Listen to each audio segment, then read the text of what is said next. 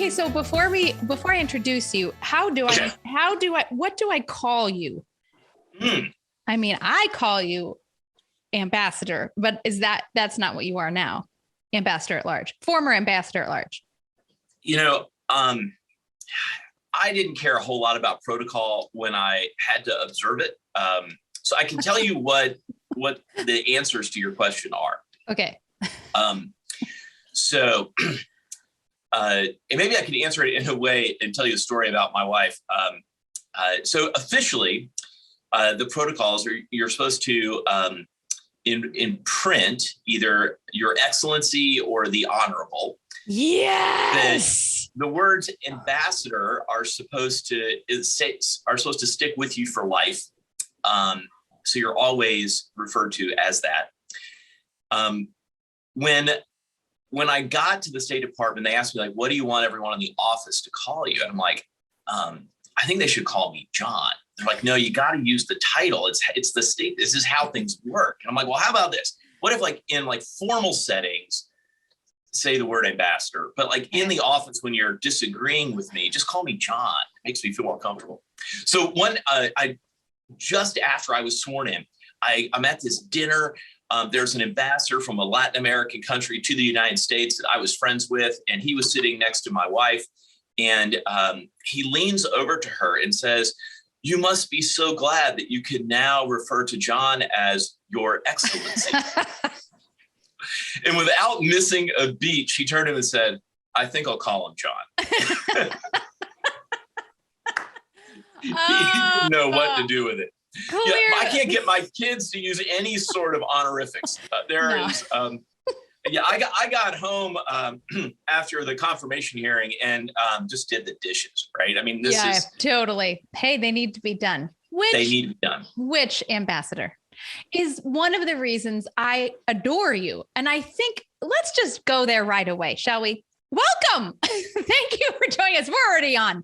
I think all of this should be part of things.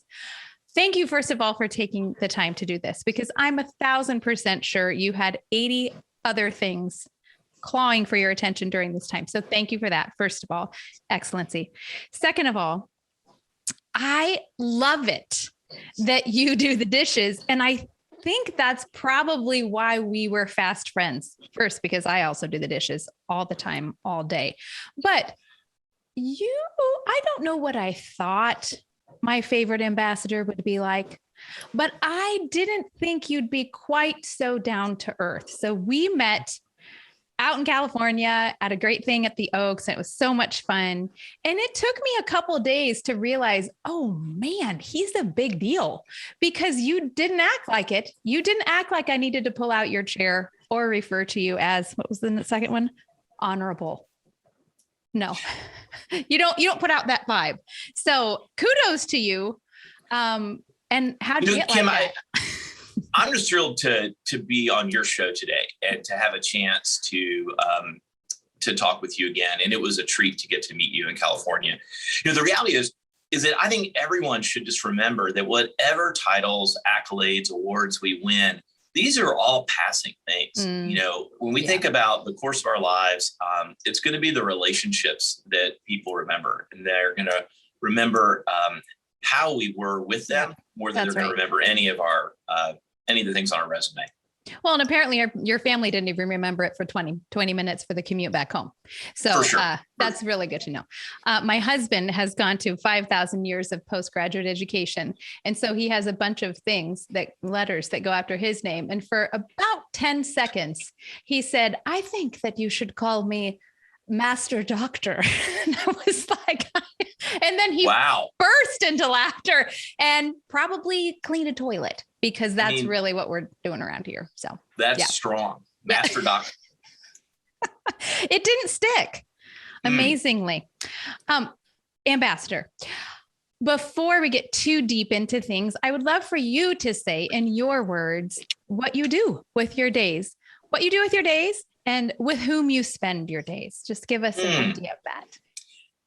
Yeah. So, professionally, I've spent most of my career in the human trafficking space, combating modern slavery around the world. I started in India, with International Justice Mission, and my family and I lived there for a little over 3 years, building and pioneering kind of the idea of how would we actually find trafficking victims, and when we found them, how do we help the government free them, and then how do we think about what it looks like to restore them?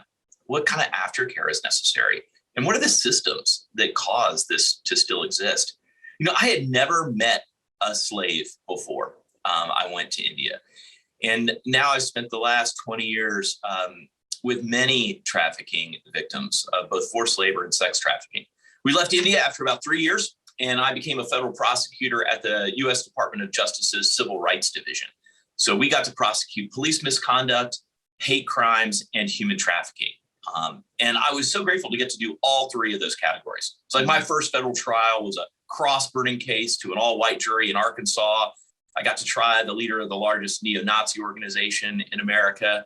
At least he said it was the largest. Other white supremacists that testified at trial said they had larger ones. One thing you can guarantee is that white supremacists will disagree with each other about who's the worst. Got to do some police cases, police officers who have used their power and hurt people using their badge, but then also got to do sex and labor trafficking cases all over the country for a decade. And it was an amazing experience. And most recently, I got to serve as the U.S. ambassador to monitor and combat trafficking in persons. And when we think about ambassadors, we normally think about an ambassador in residence. So an ambassador that goes to a specific place and then represents the country on a wide variety of issues. But in addition to those ambassadors in residence, the United States also has 6 ambassadors at large, which means you don't go to one specific place, you go everywhere, but not on every issue, just on one targeted issue. And in the year 2000, Congress raised the issue of human trafficking to the level of having an ambassador position. And so I got to lead on U.S. foreign policy with governments all over the world about how they could do a better job of identifying victims, holding traffickers accountable, and changing the systems that make it easier for traffickers to operate. One thing that I've appreciated in this, though, is that it's also very human. Like it's all about individuals. It's thinking about how this impacts people and how we can maintain hope in the midst of trauma, in the midst of suffering, and in the midst of difficulty.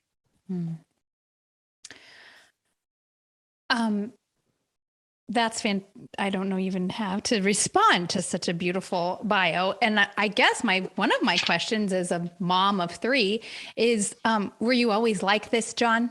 Today you are in a beautiful office that I can see and a nice suit. And I don't think you came out of the womb in that outfit, but did you always have this bent? I mean, when you were John on the playground, did you already know I'm kind of going to law school and I'm going to, take on the bad guys? Or was that an evolution? So, I think there were a couple things from my early childhood. I mean, I think even as a kid playing games, I always loved the games where you were building a team to take on a big task, to overcome obstacles, and to do it with something that mattered. Like this idea of justice is in all of us. It's a reflection, I think, of God's heart for justice. And although my college philosophy professor bent himself into intellectual pretzels trying to define justice, it's really simple, right? Justice is making wrong things right, right? It's seeing something wrong and working to make it right. Whether you're a little kid and it's inviting that new person to the lunch table, it's visiting the older person down the street, listening to their stories one more time. It's picking up some litter. It's making something wrong right.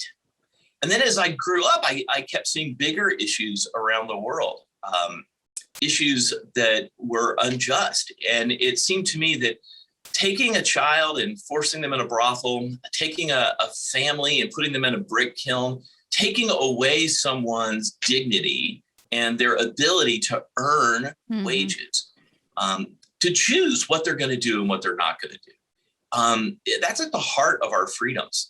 If we're not free to decide when we wake up, where we work, and who touches our bodies, we're really not free to exercise our other important freedoms, like where we worship or where we assemble.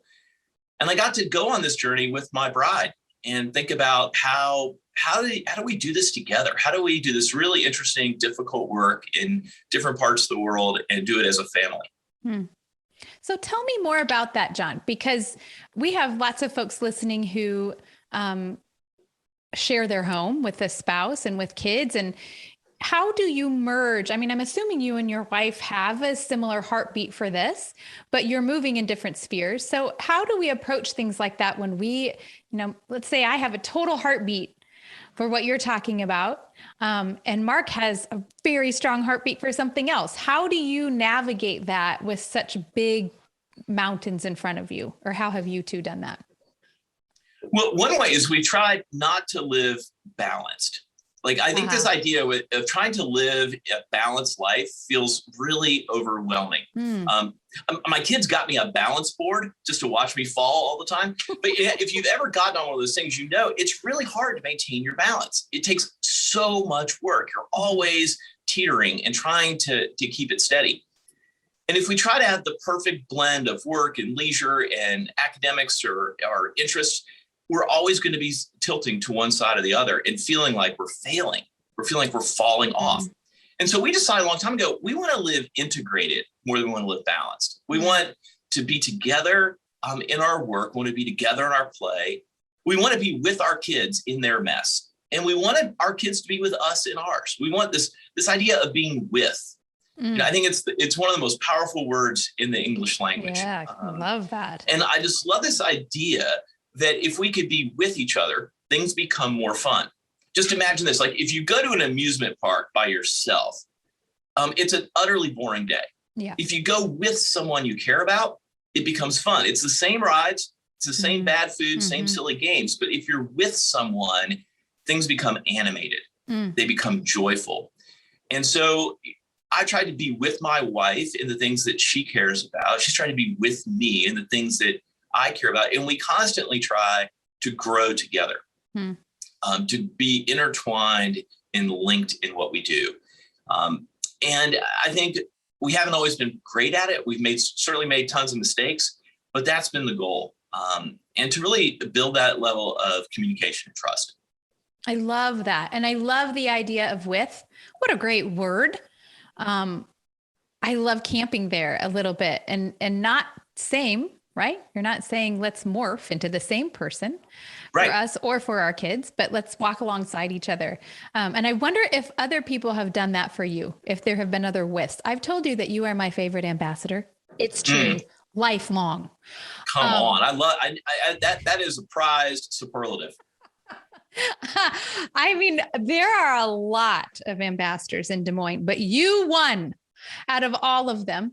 And I want to ask you who your favorite is. I don't really need a name in particular, but who are people who have been with you other than your family?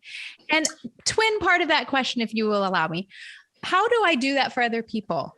I'm wondering if even this, if the stage that my daughter is entering right now, if there was a with person during college or grad school, and how I can either be that for her or for other people in my crew. I think you do it really naturally, Kim. I think I've watched you come alongside people, be with them where they're at, and then help them walk towards the place they want to go. For me, it's been a number of different folks at different seasons of my life. Obviously, my mom and dad when I was young. But there was a group of guys from my high school. We gathered together weekly in high school to encourage each other and to dream and play. And we still meet. We met yesterday. Wow. I was talking to my college roommate I talked to this morning. And there's so many people that like old friends, people who knew you when you were awkward, before you had any success, people who will know you after it all diminishes. Right. And they just weren't that impressed by any of it. And I think those types of friends, when we care about people, not because of their position, not because of what they can do for me, but because we decide we want to be with them as they journey in life, help them get where they want to go, and just help them be the best that God created them to be. And I think we could do that, and it turns relationships away from transactions and more towards intimacy. I love that. How about that? You picked some good ones. You picked some good friends. If you're still chatting today, I got lucky. Awesome. But it has been, it's been going through life with them. Some days are not easy. People have dealt with really difficult family situations, and to be with them in the midst of that. Right. What I've always been impressed by are people who do the opposite of the epic fail hashtag. When someone screws up publicly, everyone piles on and makes fun of them and raises them up. But there's a group of people I've noticed that will come alongside people on those days when everything's gone wrong, and it may be their fault, and just says, you're going to be okay. We can do this together. And it's being with people in those low moments that I think really allows depth to be created.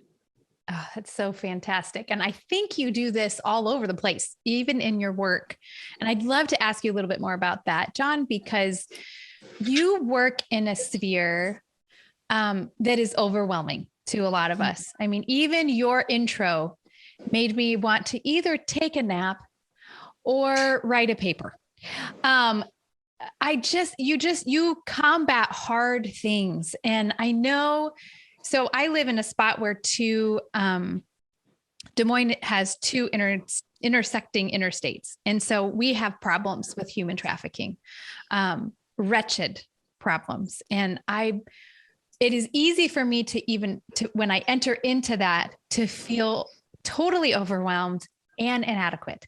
And I know those are both things that will do no good with what's in front of me. And so I'd love for you to talk about, what do we do? What do our listeners do when they hear, oh my gosh, this is what he does for his life? How do I step on board that good work when it seems like it's Mount Everest right in front of me? Those feelings are so honest. And they're real. And I think it's because we have two different ideas that we're trying to communicate about this. So one idea that a lot of NGOs and government officials try to communicate is the urgency of this problem. Okay. And so to communicate urgency, we talk about the fact that there are 24.9 million victims around the world today, which is a staggering number. Yes. That's more than ever before in human history. It's more than the 12 million people estimated to have been trafficked during the 400 years of the transatlantic slave trade. Oh my God. So we hear this urgent call that we have more trafficking victims on earth today than ever before. We have to go do something. Right. We hear about the trauma. You hear the stories of the kids, the women, the adults, the men, the boys who are harmed, and how searing the long-term impact of trauma is. That getting separated from their trafficker is just the first step towards healing. It's an important first step, but the trauma impacts people differently, and it takes a long time to work through. So we hear about how urgent the problem is, and it can leave someone feeling overwhelmed. Almost like there's a sense of awareness fatigue. Yeah. Like we hear about this problem, it feels overwhelming. I don't feel like there's anything I can do about it. So let's find a new series on Netflix that I just don't want to think about it. Right. Right. And I think people want to draw near to pain if they think they can help. But if they don't think they can help, if they don't think there's something that can be done, drawing near to pain just feels like you're being a voyeur. It just feels like we're just peeping into someone's deep, dark trauma without a plan. And so I think we have to communicate something other than just urgency, as important as urgency is. And that is, we have to communicate doability, that we can actually make a difference. And I think there's a lot of reasons why people can have hope that combating trafficking can make a difference. It can make a difference not just in one person's life, but trafficking can be stopped. When we think about a lot of things that affect the poor and vulnerable around the world, we think about natural disasters, hurricanes, earthquakes. None of these things are caused by people, right? Hurricanes or earthquakes, droughts, water vapor is not deciding with other water vapor about where to fall and where not to fall, and then obscure the effects of crop failure so that people can't come render aid. Right. That's not happening. Right. But with trafficking, it's not a naturally occurring phenomenon. It's caused by people. It's caused by people who decide they want to harm others in profit for themselves. They want to actually take someone and steal the fruits of their labor, steal the ability for them to decide who touches their bodies. And they can be stopped. We know how to stop them. The question is, are we going to? Are we going to actually raise up people of goodwill who could do things to stop these traffickers? And I think there's a lot of hope because we can move into that space. We're not left just feeling overwhelmed. There are plans in place, and we need to fund those plans. We need to execute those plans. We need to raise up a new generation of folks who want to be involved, whether they're going to be involved as forensic accountants, they're going to be involved as coders who can really dig in and help us find things online. We need some great FBI agents. We need some more prosecutors. We need some trauma-informed therapists. We need all sorts of people in this fight. And to give young people a vision that they could have an amazing vocation engaged in the big issues of the world. And they can do it in community with their families and with their friends, and they can help others. Oh, John, I love that you are making big things feel not so insane to me. And you have done this before for me. I called you one time. I don't know if you remember this. I called you in despair, emotional despair, waiting for my kids to play a lacrosse game and asked you, what do I do? I know that there's something I should be doing and I don't know. And I threw out a bunch of ideas of how do I do this? Is this ridiculous? What is going to actually help Everest? Just chink my little part of Everest down. And you had such great, kind, and very practical advice in making that happen. And I would love if you remember anything of what you said. And I'll chime in too, because I took notes. But I would love for you to speak to the person who isn't going to go back to school to be a forensic, whatever you just said. I don't even know what that thing is, accountant, or an FBI agent, even though sometimes I pretend I am one. I'm probably not going to have a career shift. And there are lots of folks listening who probably won't do that. How do we, who are in the middle of our daily, what are some things we can do, some practical things we can do? Yeah, well, the first thing is, I don't think anyone should feel obligated to do everything.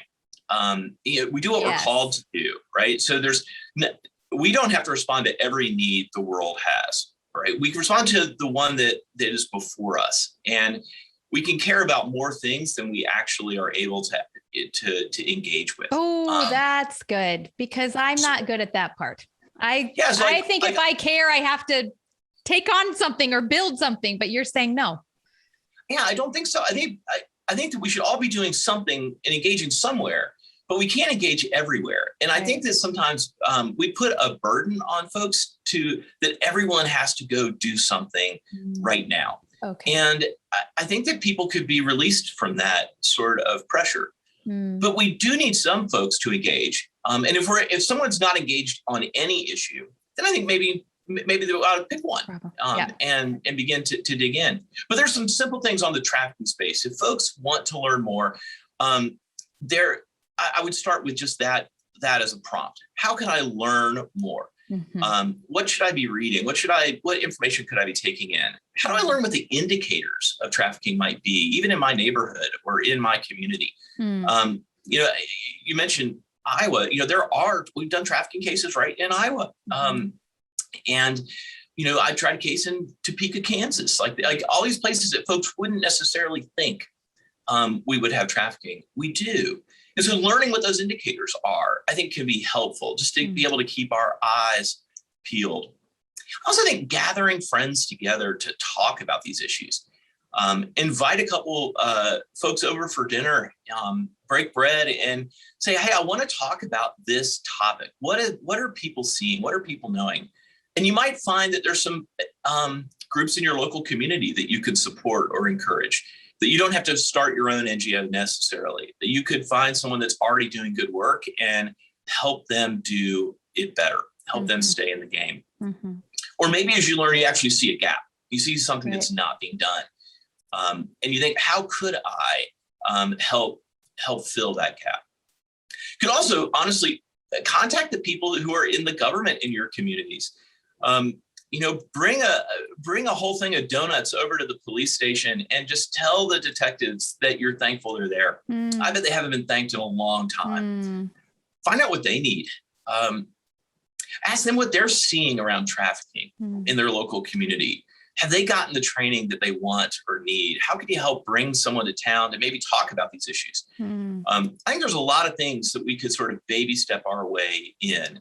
And then the thought of perhaps if you're not the person that needs to go engage personally, is there someone else that you know who might be that person? And how do we encourage them? How do we help them see these projects?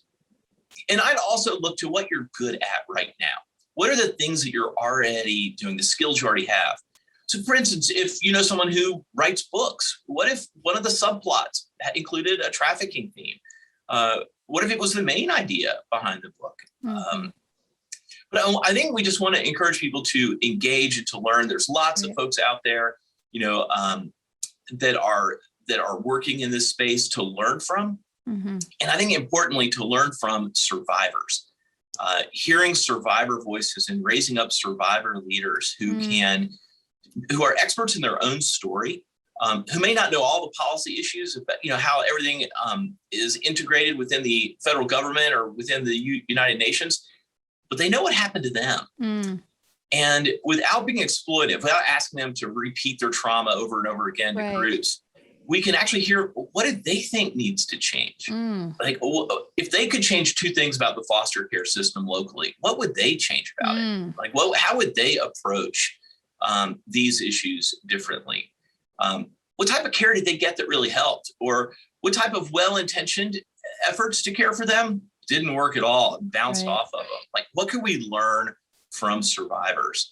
And I think engaging them makes a big difference. Oh, brilliant. I love all of that. And I really love the idea of seeing where we are, taking stock of where I am, what I have to offer, the relationships I have. My local police department is a 10-minute walk from my house. So what a beautiful thing for you to remind me that I don't actually have to book a plane ticket, that there are things I can do right here. I think that happens often, that we see a presentation somewhere or hear someone speak and think, well, there's no way I can do this well. So I guess I won't. So I just love that idea that you have said to us, go where you are, see where your feet are planted. Yeah. Or just think about your favorite brands. What are the stores you love to shop at? What if you wrote them a quick letter and just said, hey, what are you guys doing to make sure there's not forced labor in your supply chain? Right. Every company is supposed to be thinking about these things. It's important.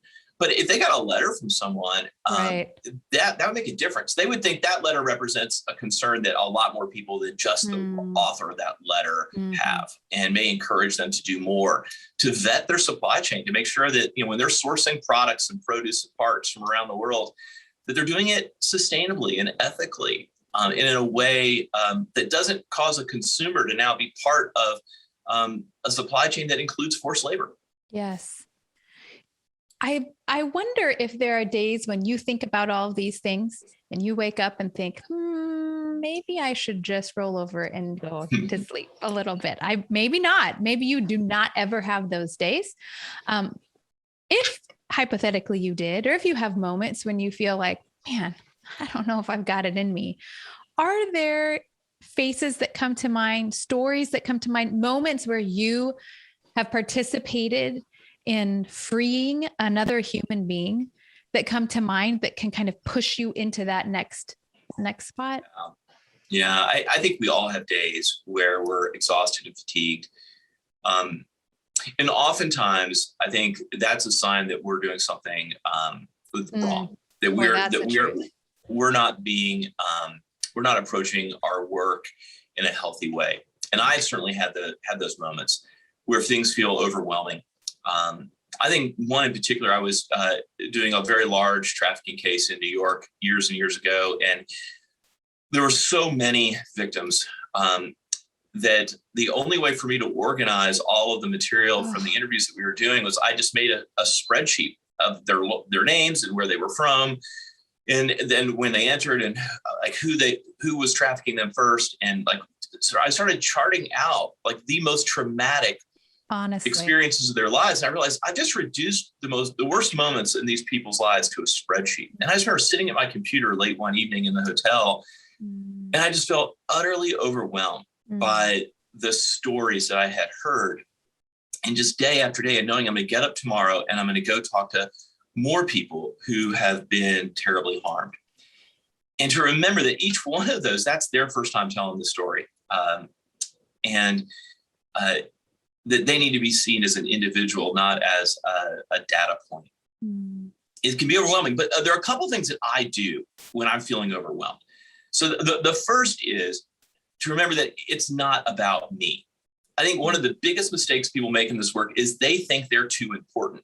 They think that they care the most. And in important work like this, people can end up with sort of a savior complex, where they feel like I can't take my kids fishing this weekend or go on vacation because somewhere there's a 13-year-old in a brothel being harmed. I have to always do it. Where they become the central player in the story. And that, I think, gets people out of balance. And we need to know that we need to work hard at our part, but we're never the most essential part. Other people are also doing this, and there's a much grander plan afoot. And if we take ourselves too seriously, I think we've really become less effective in loving others. The other thing is community. To have a healthy community, for me, it's my wife and kids and our friends, but like people can have community in lots of different spheres where you can actually walk through and share some of these burdens, folks who can remind you how to move forward. And then the third thing on those days is I just remember the resiliency of so many of the survivors that I've gotten to know, who are years out now. Survivors who are married with families, survivors who are professionals, survivors who've gone to school and graduated, survivors who don't want anyone to know that they're a survivor because they just want to be known as the neighbor down the street. And other survivors who want to start an NGO and have a podcast and a platform, all of which is okay. But I think it's difficult for people in the midst of acute trauma to be able to see their future, to be able to see what's possible. But we can be there and see it for them. We can call people not to just who they are, but to who they're becoming. This idea that we're all works in progress. And, we need to go through these difficult days, these difficult moments of the acute problems, but there's a future. And I think giving people hope for the future is critical. That's right. I love that. And, when you're talking about how you're speaking specifically to human trafficking, and I'm thinking of other friends that I have that are walking through different stages of loss and trauma and remembering it's not all of mine to bear. It's not all of theirs to bear, to remember that they have community. I can help build community. And then to remember that I know stories of resilience. I know stories of God's faithfulness. That seen a wake of it in my own life over and over. And I think a lot of folks right now are standing on that precipice and thinking, how am I going to do all of this? So you're speaking to them too. I love that. John, one of my favorite things about you is that you do hard work, but you still seem like a really joyful guy. In fact, I was talking with a friend this morning he's a mutual friend of ours. And he said, oh, wow, that could be, you're going to talk to him about human trafficking and his work there. And I said, yeah. And he said, wow, that sounds kind of like a hard conversation. And I said, here's the thing. Yes. And John does not wear that heaviness. So I think you just answered my question, how you do that, how you walk through all the days and you don't have all of that on your shoulders all the time. Well done, friend, because I think that might be why you have some longevity. Maybe I've known a lot of people who've burned out in full on either civil service or social work or really high pressure. I'm thinking actually right now of a lot of friends in the medical field who are so tired. They're so tired and they feel like they're crawling uphill, and then they leave work and feel like people are making cheap shots at them. And so specific to that group, maybe, or specific to people who are just not feeling like they can do it anymore. What do you say? What do you say to them today? Yeah, I would just honestly say thank you and give them space to breathe. Okay. Space to rest a bit. I feel like we cause ourselves and cause others to feel like they have to move at a pace that just really is unrealistic. Agreed. Yes. And in many ways, I think everyone could just do fewer things, but do them better. When I'm anxious, it's most likely because I have 5 or 6 projects, 80% done, but nothing finished. And I always just have to slow myself down and say, just finish one thing. That's good because advice. Getting 5 or 6 things 80% done represents a ton of work, but it doesn't represent any result. And I think that we can end up in a place where we feel like we're spinning our wheels. We're just working, and we're not seeing results. And I think one reason could be that we're trying to work on too many things simultaneously. Or we're not giving ourselves room just to rest and say, one of the things that I need to do is stop. One of the things we talk in our family a lot about is this idea of know how to stop, that everything needs to have an end to it. So when our kids were little, we talked about it as like, the only reason riding a bike is fun is because you know how to stop it. If every bike ride ended in a crash, you would not like riding your bike. Right. Like everything you need to know how to stop. So it's for everything, how to stop working, how to stop playing, how to stop eating, stop exercising, stop drinking bourbon, whatever the thing is, there should be an end to it. And so I think sometimes we have to know how to stop craving the affirmation of others. We need to know how to stop working. We need to know how to stop feeling like we need to be in a rat race. Like how do we, as John Mark Comer just put out a book this year, The Ruthless Elimination of Hurry. So good. You told me to read it and I obeyed you. And that book wrecked my life in the best way. It's such a great book. Oh man. Great recommendation. Well, I really enjoyed it, but that was very much a know how to stop book. And that because we know how to stop, because we can take some rest, because we can put fewer things on our plate, fewer but better things, right? Like things that we really care about, and not commit ourselves to every single thing. Because we can do that, we get better at what we do. And I think it becomes part of this idea that we don't put ourselves at the center of the story. That I don't have to do everything. I don't have to meet every need.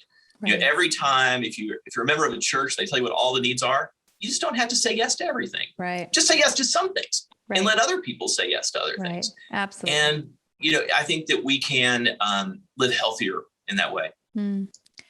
Yeah, I love what you're saying about. I think that comes back again to we can't fix it all, and so we do no one a service.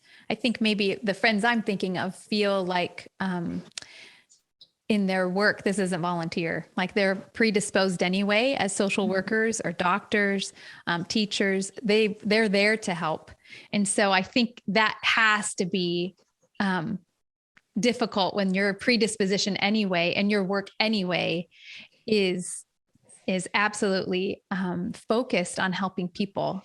And the line never shortens. The line just gets longer. So super wise advice. One of the things that you could tell your friends is that we don't finish the race, right? Like we all just carry a baton. It was passed to us. We're going to pass it to others. This is a relay race. And so this idea that we're supposed to get to the end of the list, that the line of people that need to be served is going to disappear. That's not how this works. That's the truth. Like we get to work for a season. And so during our season, during our leg of the relay race, let's run really well. Let's run really hard. Let's do it well. And then we'll hand the baton off to our successor and we'll cheer them on from the sideline. But we're never supposed to finish. That's not how this was designed. Right. Oh, super smart. You should be an ambassador at large, excellency, honorable.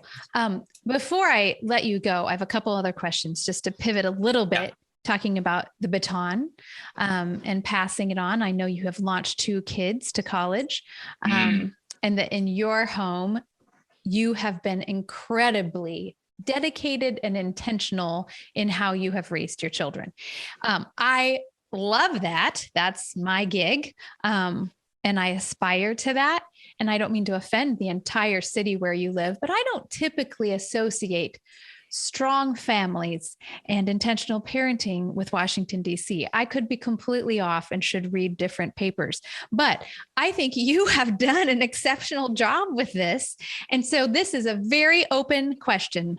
Tell us how to do what you are doing so well. And I know you will be the first to say not everything has gone well, but I don't know, you've done an exceptional job and your kids still like you for the most part and give you hoverboards apparently. So coach us a little bit on how to do that. Well, you are really generous in your accolades. No, I'm not. You know, I want you to write a parenting book and you have so far deflected that request. So I'm just going to ask you on a podcast. We certainly haven't done everything right, but one of the things that we wanted to do early on, when we learned that we were going to be parents, is we wanted to have a plan.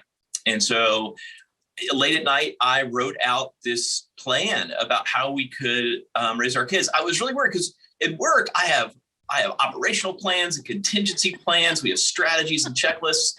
I read through what to expect when you're expecting and I found it wanting. I was like, this isn't giving me any indication of what I'm supposed to do. No, it's not really very helpful. And then not that that's a bad book, but I wanted something more than like how to change a diaper. I'm like, how do you raise kids? And so for us, came up with this strategy. And the number one thing that we wanted to remember was that we are not trying to manage behavior.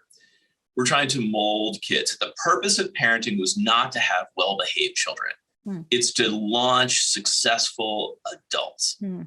And that if we could maintain that frame, that when there was an argument over sharing, like we're teaching principles, we don't actually care who plays with this toy. Right. Like we're not trying to, we want to learn, how do we mold kids in those moments? What is it that they're struggling with? How do we, in an age appropriate way, move them forward?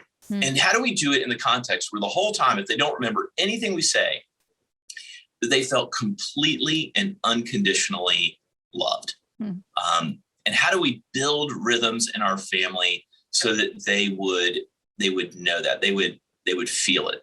Because I could control people's behavior through power and coercion, particularly when they were young. This is what traffickers do. Traffickers control their victims through coercion. But that doesn't win their hearts. No, right? Not sustainable. Because I'm not always going to be there to control my kids. So if raising them was about me being in control, now that they're off at college, I would completely lose that influence. Right. But what if I could win their heart? What if I could win them over? Doesn't mean they won't ever make mistakes, but they'll know even when they make those mistakes that they're completely and unconditionally loved. And so I would tell my kids this every morning and every night. We'd have this whole routine.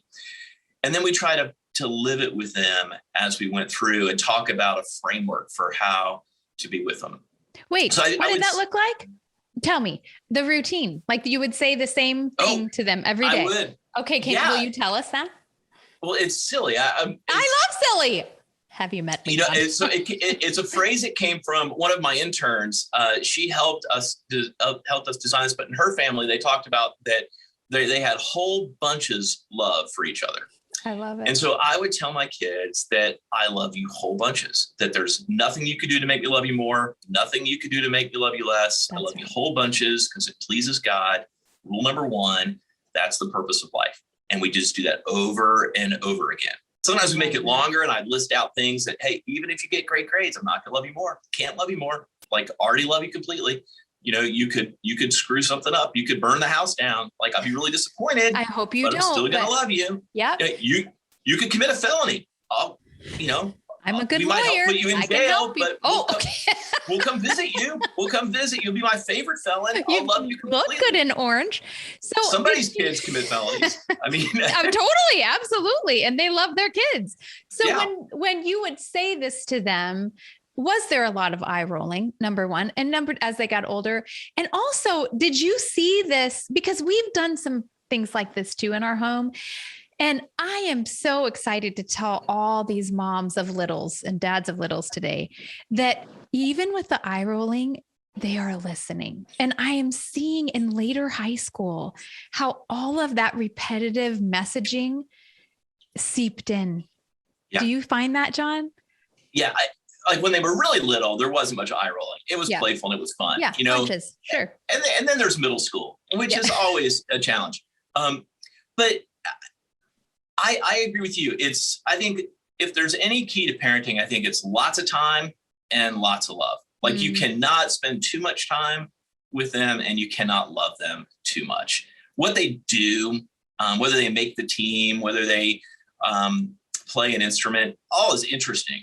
But I think it really just comes down to lots of time and lots of love. Love it. Perfect. Again, I'm ready for your parenting book in all of your spare time. Before I let you go, John, Ambassador Excellency Honorable, I'm going to say all of them. I hope you're not offended by that. I feel they are all merited, and I'll probably add in Dr. Master. Save that for your husband. I would like to ask you a question that I ask all of my guests. This one is particularly salient for you. I'm super excited because I know you to be a lifelong learner and book nerd. And I also love the thoughtfulness with which you approach your learning. One of my favorite things to do is to talk with you about your intellectual pursuits, which is super, super fun and underrated, particularly in my humble opinion, in Christian circles. I feel like you appreciate the life of the mind. And so with that gigantic buildup, I would love to hear 2 recommendations from you of books. One book that you recommend over and over to lots of the folks in your life that has stood the test of a lot of time or a little time. And then secondly, a book on your bookshelf or bedside table that you can't wait to dig into, that you have not yet read. Please know I'm taking notes. Oh my goodness. What great questions.